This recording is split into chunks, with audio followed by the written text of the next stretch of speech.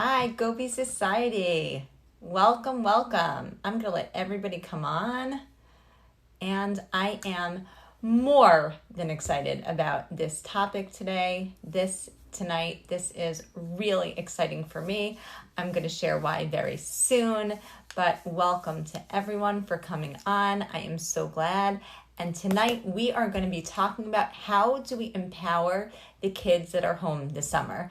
And the kids that are home this summer are either too young to go away, or there's a preference a choice that they made, or the choice was made for them. But I have been getting so much feedback about people that just want to empower their kids, and their kids are available to them. And how do they do it? What do they do? How do they engage with their children? So tonight we're going to be talking about empowerment. And empowerment it's a big word. It is a word that can mean a lot of different things to a lot of different people. What empowerment means tonight, in the context of what I'm going to talk about, is how do we help our children feel good about themselves and also have a different mind frame about feeling good about other people and the world around them. So how do we do that? How do we help our children and ourselves to have a more positive attitude and an outlook in our own capabilities, who we are, and how does that translate, and then how do they take it out into the world? So the mnemonic that I'm going to be used for empowerment tonight, because mnemonics, Gobi Society, it has to be very clear, is the word special. So special, the S, is in speaking. How do we speak to our children that is going in a way that's going to empower them? So if I could just use, for example, just so that we get a framework and a methodology, we want to build our kids up, right? So we want to perhaps create a strong fortress, right? And so the fortress has to get built up through bricks, right? And so we want to make it as strong as possible. But the bricks need cement in between them. They need the gooey stuff in between the hard stuff. The gooey stuff, if I could be so bold to say, are the flowery ways in which we talk to our kids, the words that we use. Of course they need the bricks. Of course they're going to need the rules and the the musser and what they're supposed to do. But they also need, in order for those bricks to stay, they need to be able to have something that's going to glue it together, and that is the words that we use. So what kind of words can we use to empower them? And why should we even bother? Why? Because we as parents and as people that are influential in our children's lives, the things that we say, they really matter. They go on to change the framework and the mindset of our children about themselves. So when we give them anything that we're going to be saying, if we start off in the positive, then they hear at least that.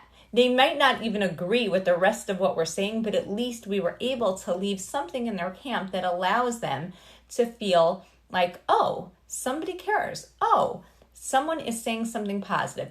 Teenagers in particular, their mindset is kind of more skeptical, more negative. And so if we don't model for them that we're saying something positive, then how do we expect that they're going to even shift and even take on a different perspective? So for example, it's nice to include comments when you're speaking to your children about, oh, wow, that's an interesting way. I didn't think about it that way. I'm going to consider what you said really strongly. Like, oh, that's cool. Even if you completely disagree with them.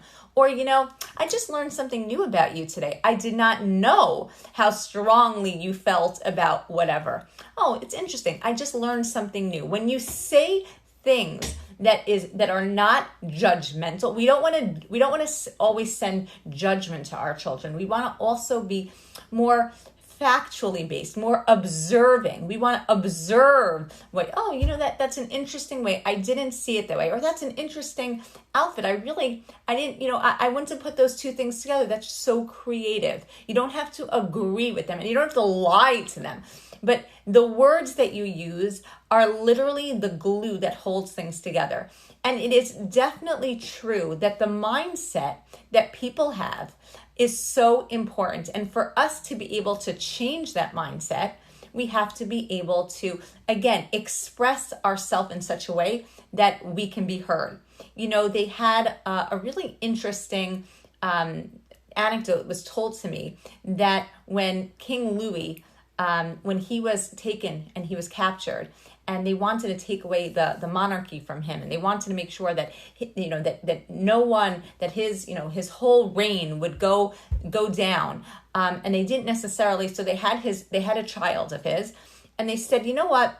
Instead of just killing the child, you know what I'm going to do? We're going to corrupt the child. We're going to spend 6 months with this child, and what we're going to do is we're going to corrupt him. We're going to influence him in the negative. We're going to give him he was raised to be a king, but we're going to really influence him in the negative. So they provided him with all of these opportunities for bad influences, thinking for sure he's going to choose a bad influence. And at the end of 6 months, they realized oh my goodness, nothing happened. Why wasn't he influenced? So they asked him, and they said, listen, why is it that, we gave you this, we gave you that, we gave you every single thing. Why didn't you change? And he answered, he's like, well, because I'm supposed to be the next king. He had a mind frame of this is who I am. And if this is who I am, I'm not going to change. And it was so strong that he didn't change.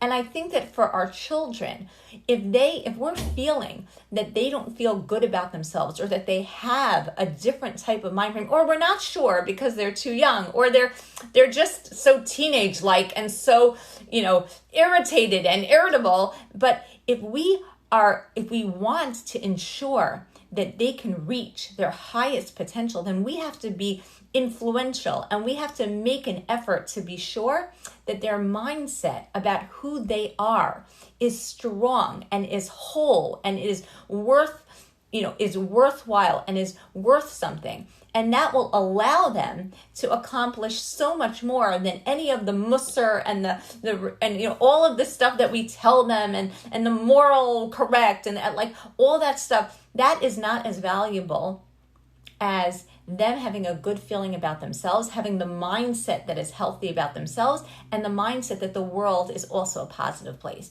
And so when they hear us speak in a positive way and find the positive in what they're doing or saying, and I'm not saying to overlook if they're doing something wrong, but there's always a way that you can bring it in. You know what? I really feel strongly that your sense of, what you feel is right and wrong is so strong in your minds. And that really, I respect that, right? I really like that idea. It was a creative approach, not one that we're going to accept. You're still going to bed at, before 12, but I love the creativity. It was amazing.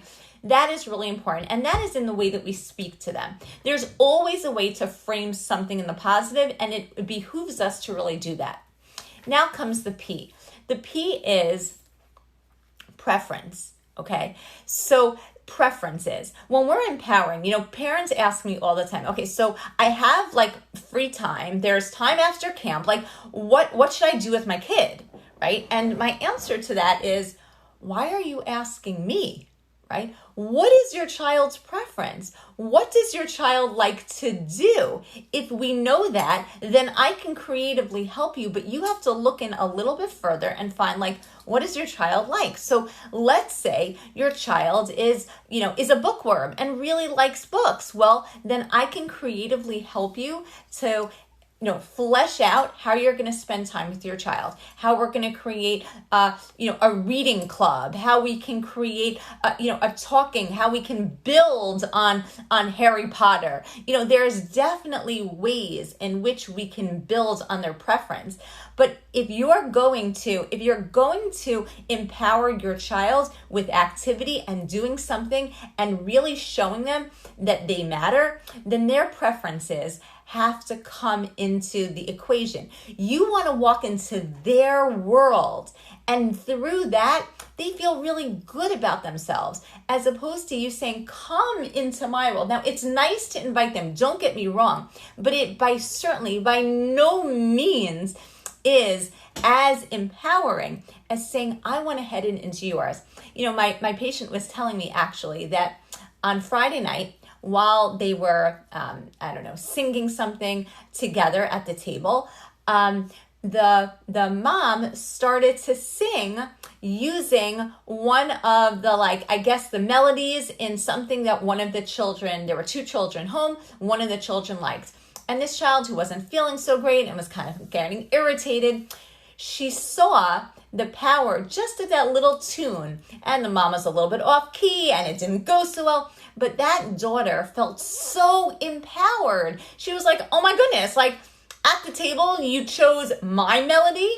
And then, in the middle of the context of a conversation, she put in a quote. Her daughter likes Hamilton, and she put in a quote, and it was taken oh, wow, my preferences matter. My preferences count.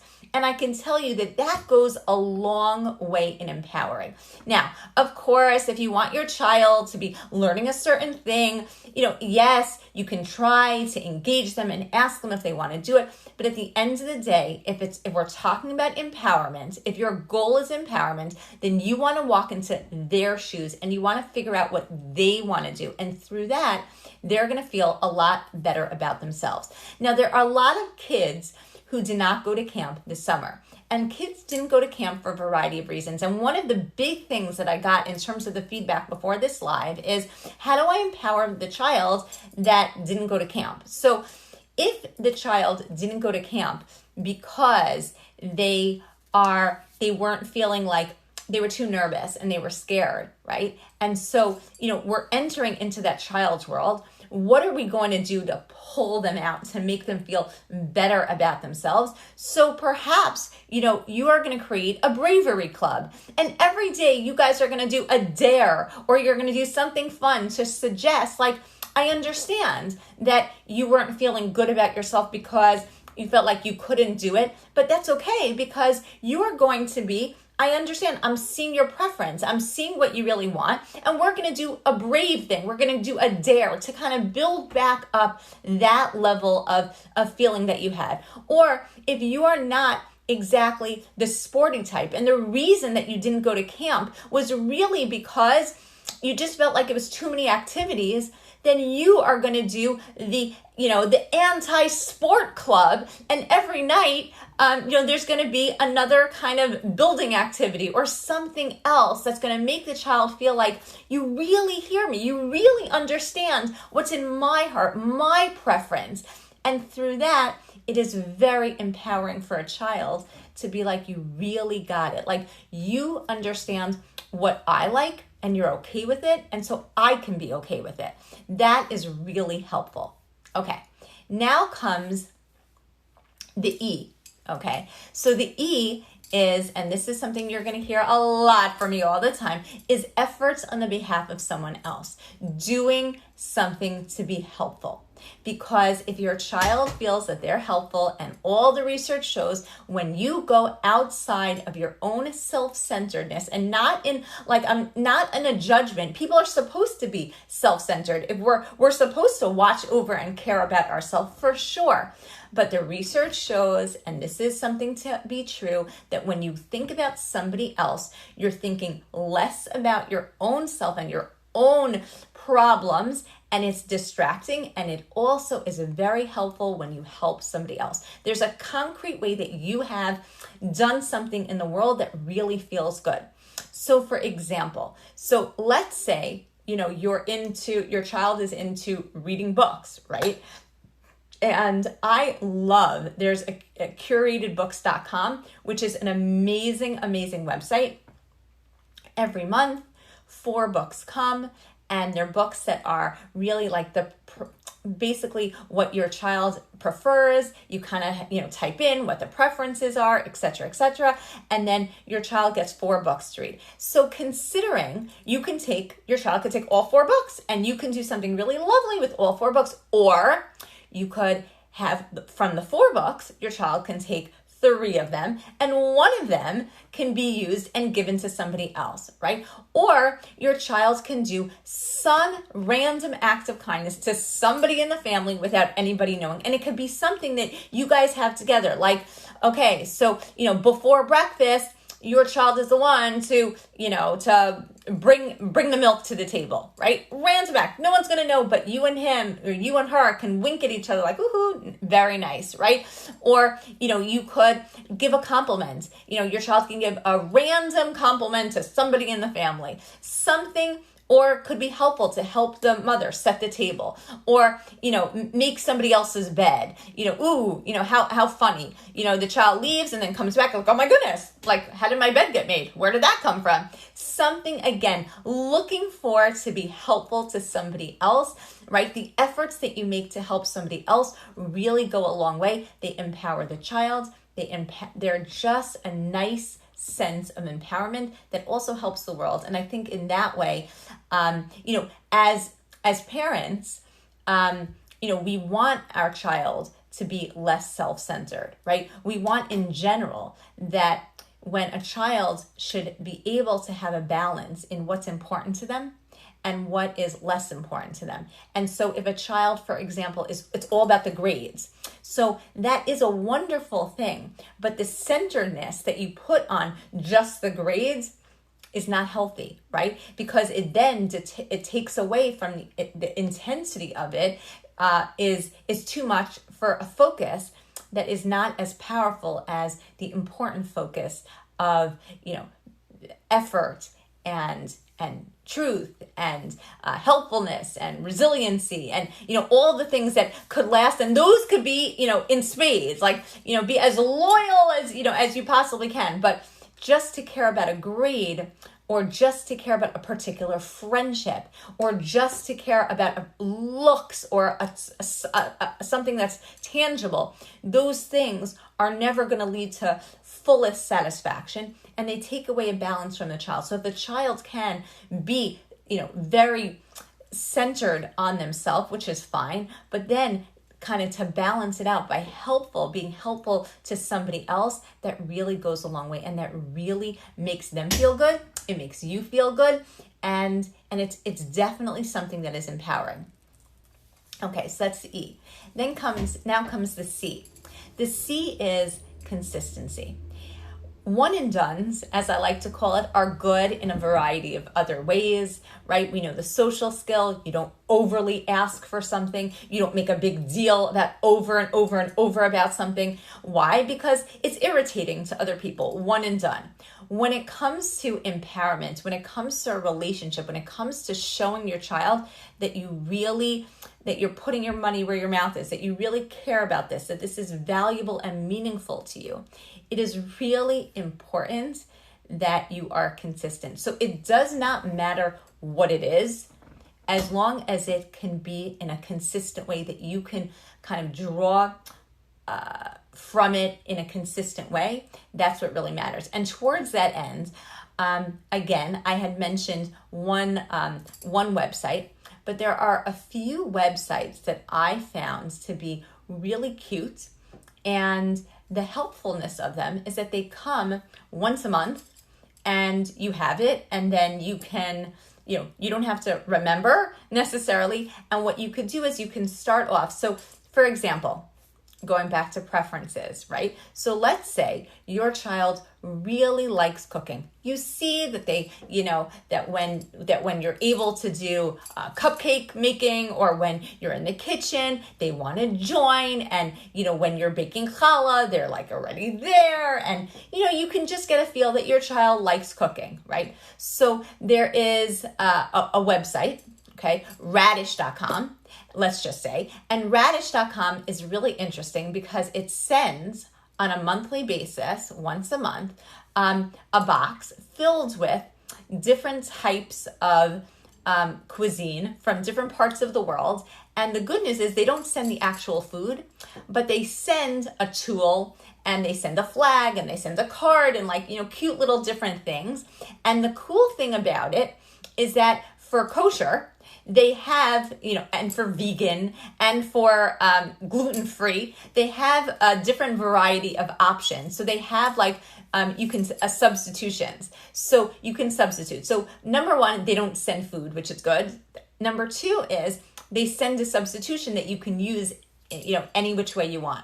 Now, why do I like that? Because it comes on a monthly basis, which means that once a month, so there's a continuous process. Okay, that's number one. But number two is if you are making the effort, right? If you've identified that the preference of your child is to be identified as cooking, that's something you have in common, then you can consistently mention it all the while, not just once a month, but once a week, you could perhaps have your child help to cook with you. Or once a week, you can make a note to yourself, I'm going to, share a recipe or share an idea or show an article, something that says, you know what, you and I, we're, you're my sous chef, we're cooking buddies.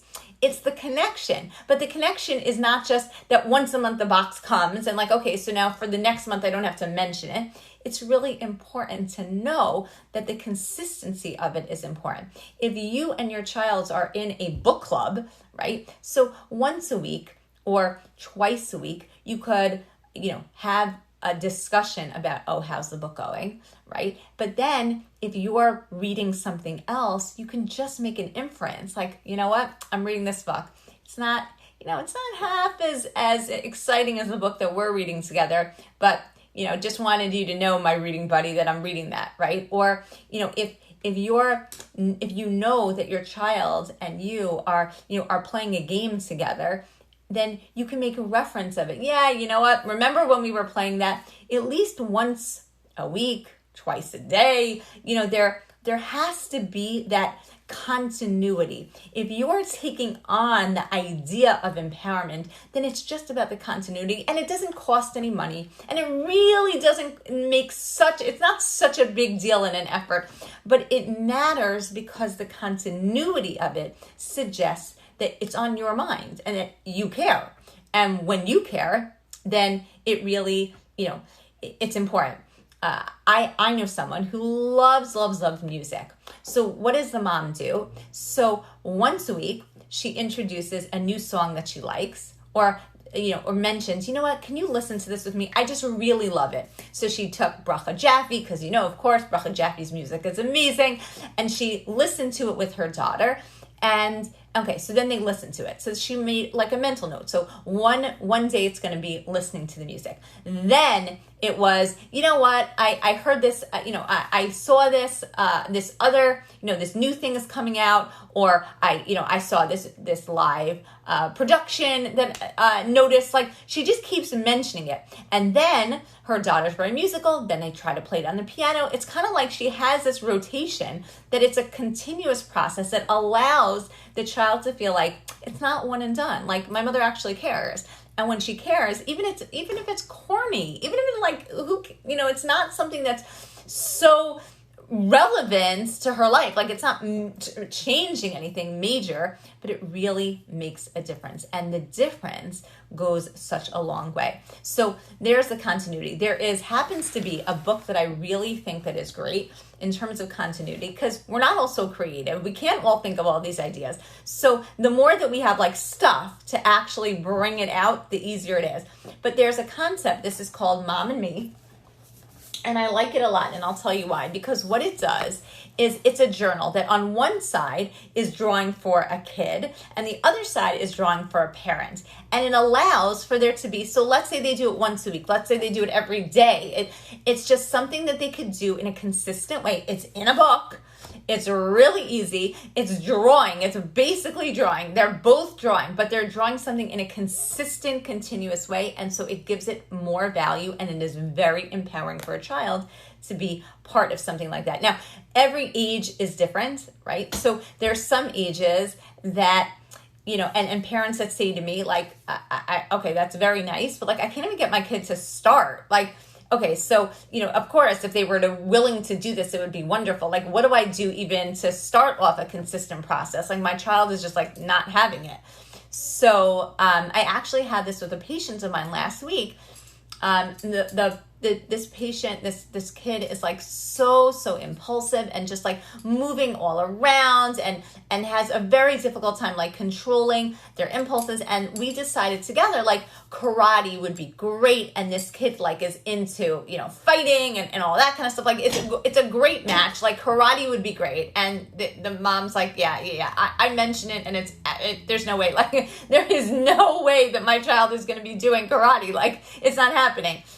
So what we decided in terms of the consistency is we started off, me, success stack, everything kind of builds on each other. So we spoke to the karate, or the mom with my advice spoke to the karate place, and we went for just a trial. Okay, so the mom spoke to the karate person. The karate person is just, was going to be all empowering. Like I said, the S, saying all the right messages. It's got to be, it really has to be, the right messages. So the child agreed to go with the mom for just a trial. Okay. And at the trial, the child was, shown the karate chop and the whatever, the brick that broke or the wood that broke. And all the while the parent is watching and giving undivided attention. And the sensei is saying, such empowering things like, wow, you've really got that great kick. And, oh, I think it's going to be, wow, like, that is terrific. We could use you in our karate dojo because this is so great.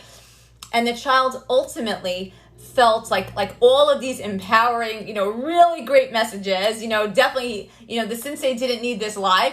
And essentially the child had that little feeling of, okay, this wasn't so bad. And so the mom, like at the end was like, okay, so, we could consistently, like we could do this one more time. We can do this again if you feel like it. We totally, if that's what you want to do.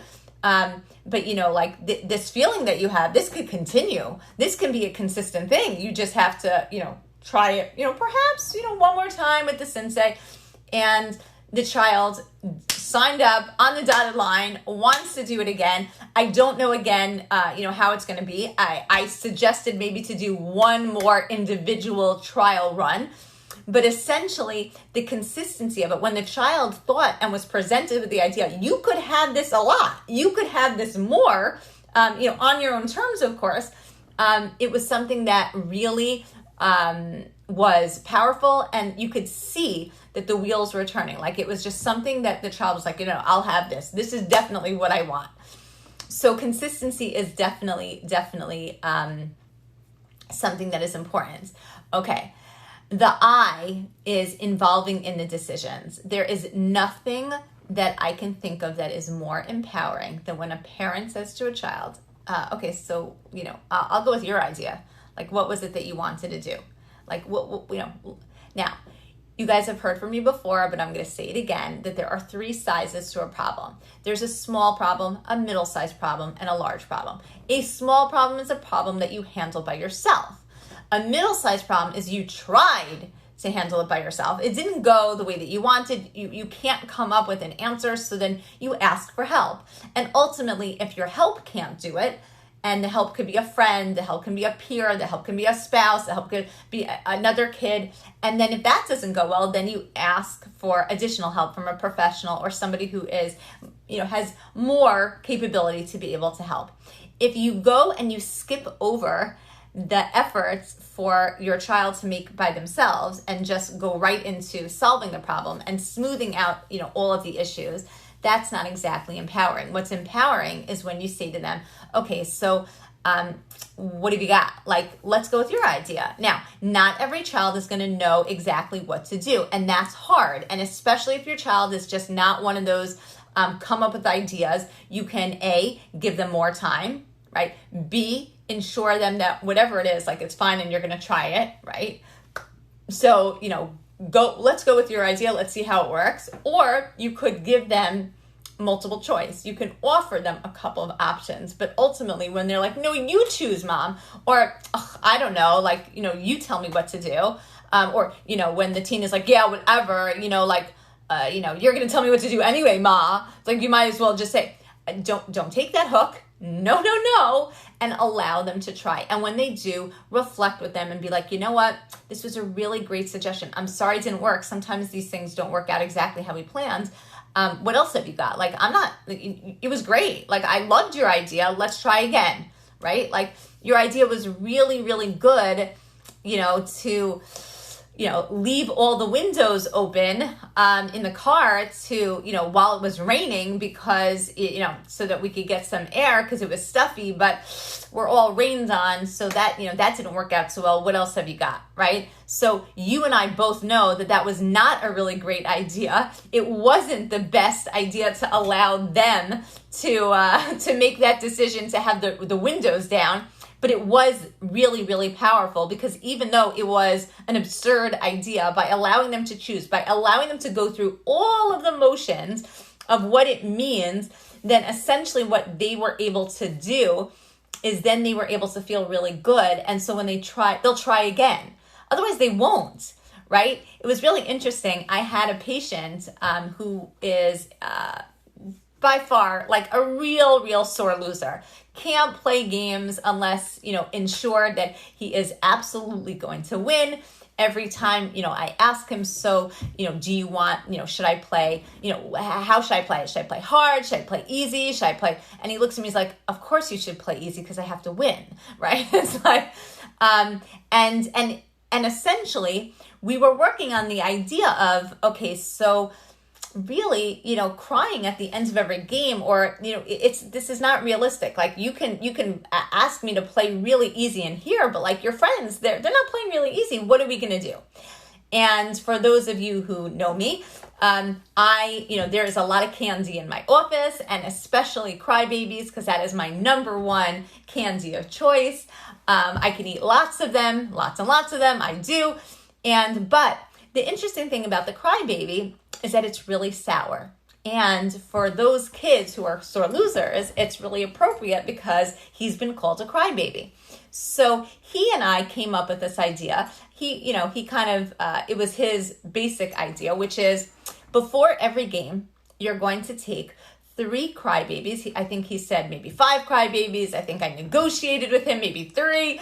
But because he's a little person, I didn't think he can carry all of them. But essentially, he put these crybabies in his pocket, and as his team is losing, he is to chew a crybaby in its entirety and remember that he's not a crybaby.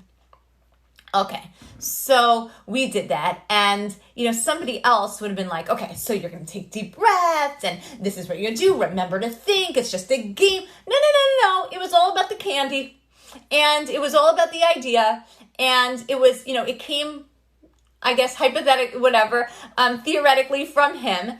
And the truth is, it worked. Now, it didn't work at first because he cried and chewed the gum. But essentially, once we really jam-packed him with gum, and he, I think that the candy was like burning his mouth, just saying, because after a while, these crybabies like really, really hurt.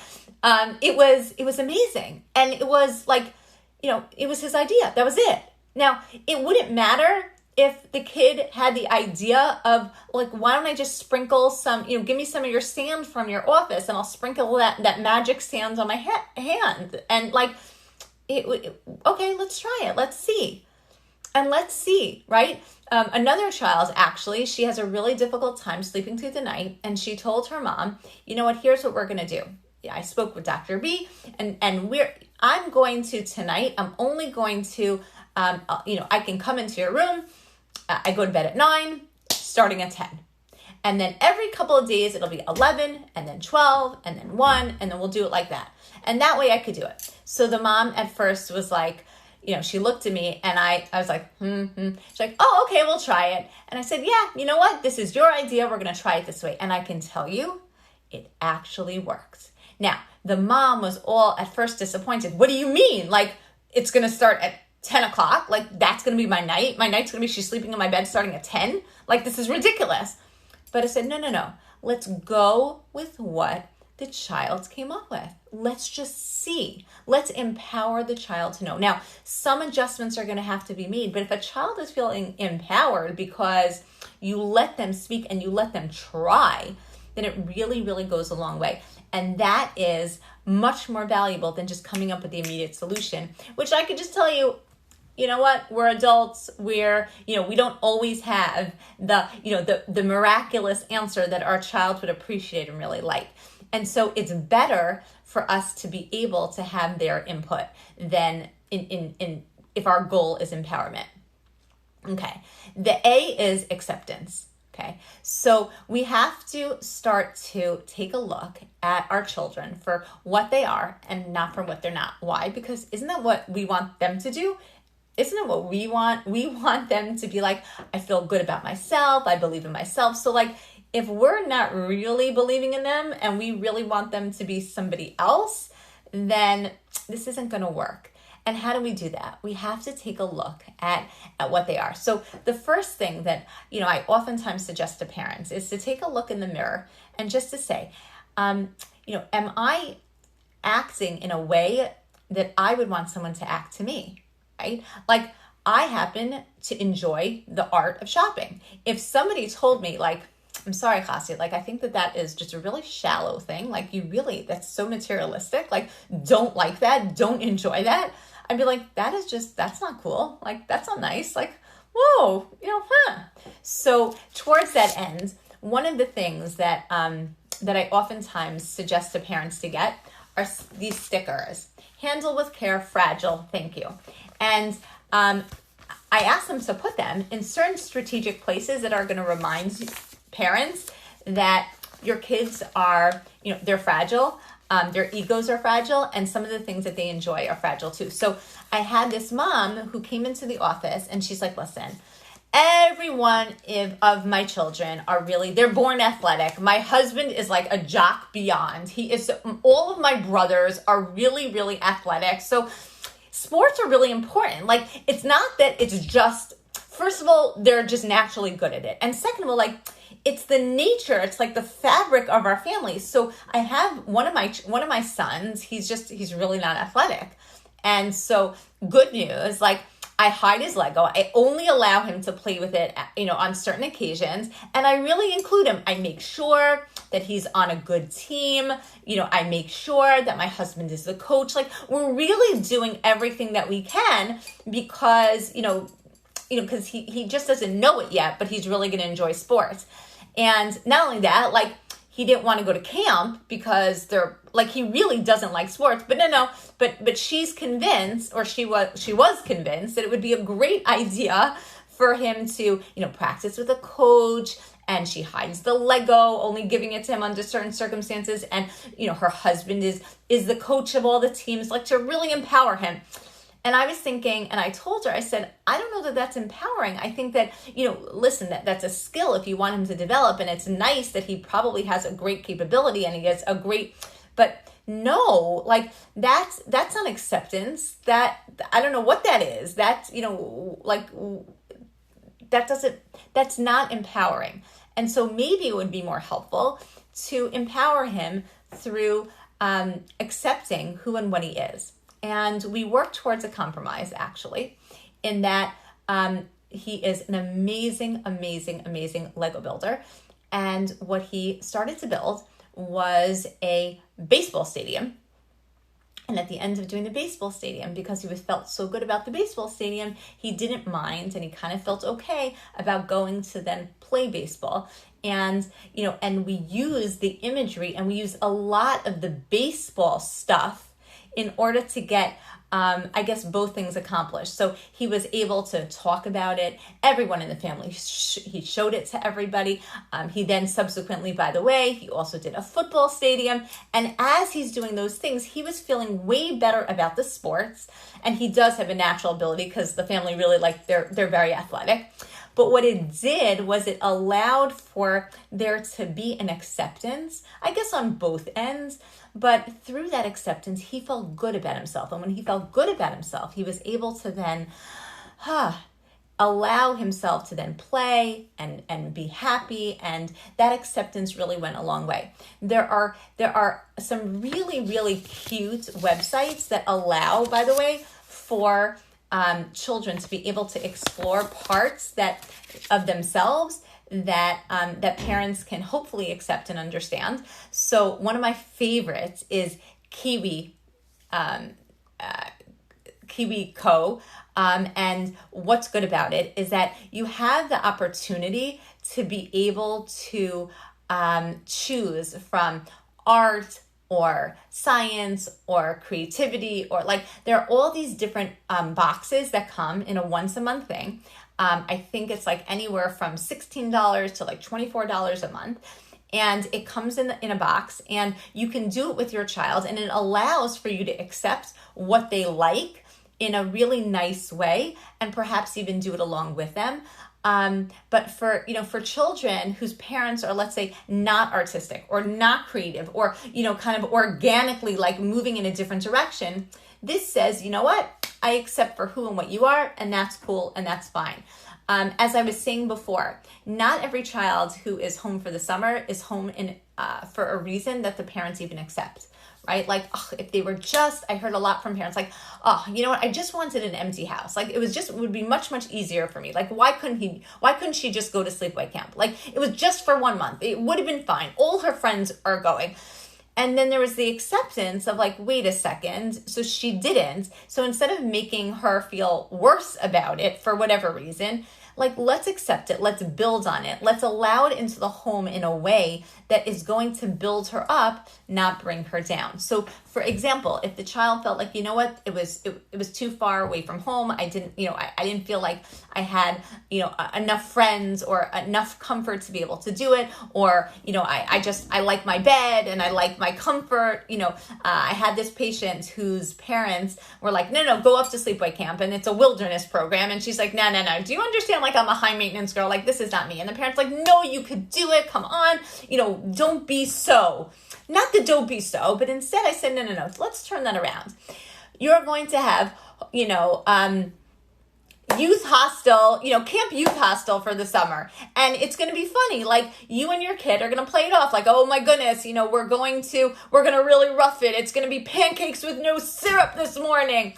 Just bring it out. Like, let it be something that's accepted, or work towards it. Meaning, like, if your child is really having a difficult time with like, how would I be able to manage? Then make it, hotel luxury, and either build them up like it's okay, you can be as luxurious as possible, or the opposite. Okay, so you know what, like, let's work at it. So let's take away sugar cereals, right? Or, let's see if maybe you're only going to have, one pillow, and let's do a sleeping bag on the floor a little bit. Let's embrace and accept who your child is, because if you can accept it, then they can accept it, and then they can accept it, and there's something to be worked on, they will work on it.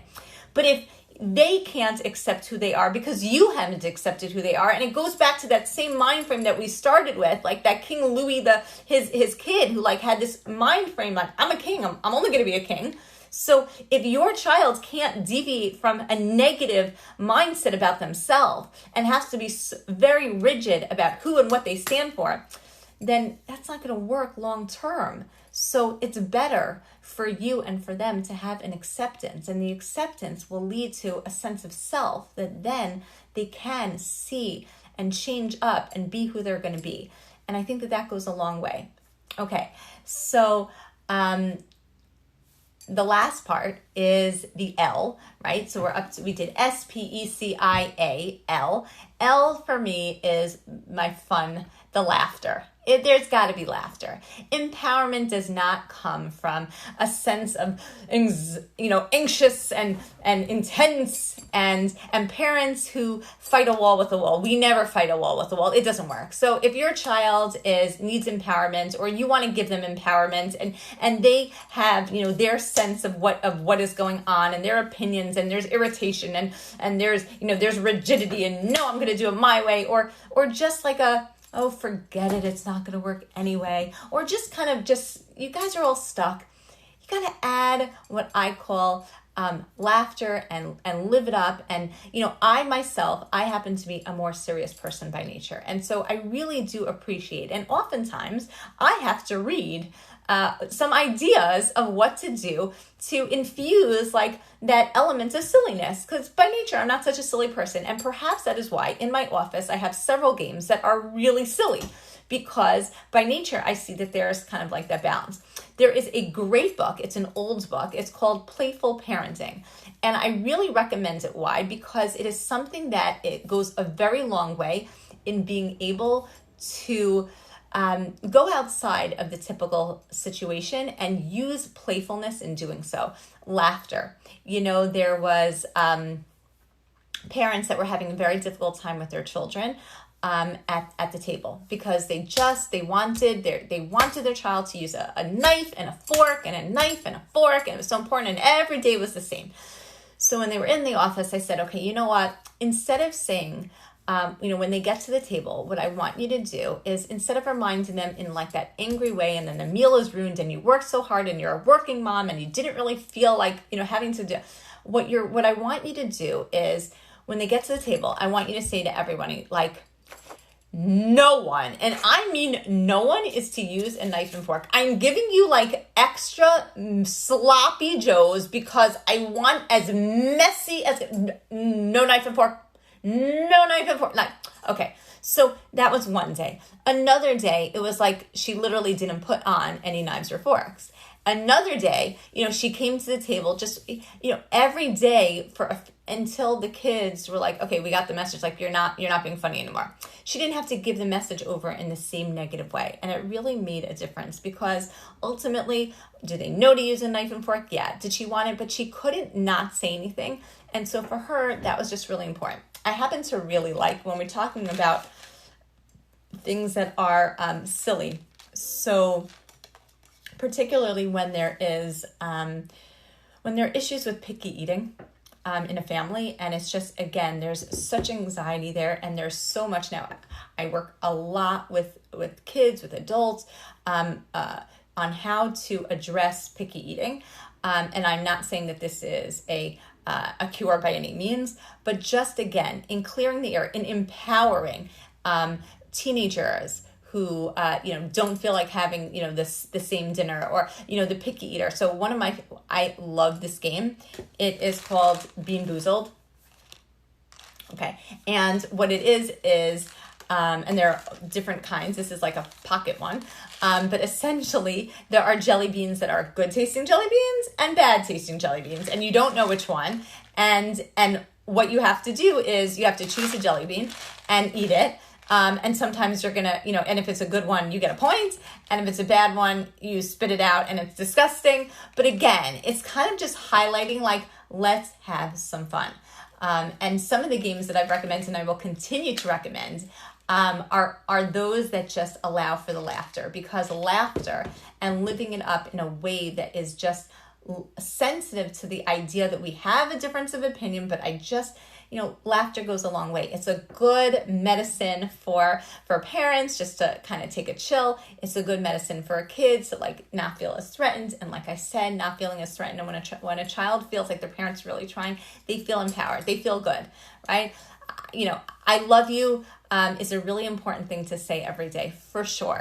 But if it's, I love you, like, it's like that doesn't count. So if we can just take away the intensity a little bit, then it goes a long way. Okay, so I gave a lot of information, and Go Be Society will continue on this idea. There are a lot of recommendations, not to worry. Yes, those recommendations will be on the website and will continue to be posted, so that you guys can get my recommendations and order the games and really have a good time, and the books and the stickers and everything like that.